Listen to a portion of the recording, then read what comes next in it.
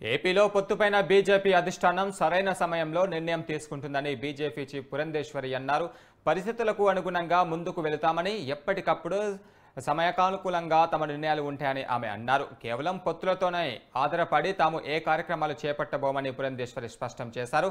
తమ ప్రయత్నాలన్నీ పార్టీ బలోపేతం కోసమే అని ఆమె వెల్లడించారు. పార్లమెంట్ సభ్యులతోటి ప్రారంభించింది. ఇవాళ 300 ముగ్గురిని గెలిపించుకుంది. రాబోయే కాలంలో 350 మందిని కూడా గెలిపించుకునే స్థాయిలో భారతీయ జనతా పార్టీ ఎదిగినటువంటి సందర్భంలో ఆ పరిస్థితులకి అనుకూలమైనటువంటి నిర్ణయాలు, అప్పటి పరిస్థితులకి అనుకూలమైనటువంటి నిర్ణయాలు భారతీయ జనతా పార్టీ ఎప్పటికప్పుడు సమీక్షించుకుంటూ తీసుకున్నటువంటి నేపథ్యంలోనే ఈ స్థాయికి ఎదగలిగింది.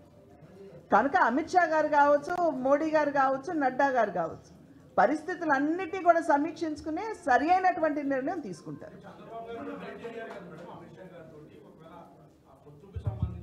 నేను చెప్పాను కదండి, ఎప్పటికప్పుడు సమయానుకూలంగా పరిస్థితుని బేరీజు వేసుకుని పార్టీ బలోపేతం అయ్యేటువంటి నిర్ణయాలు మా నాయకత్వం తీసుకుంటుంది.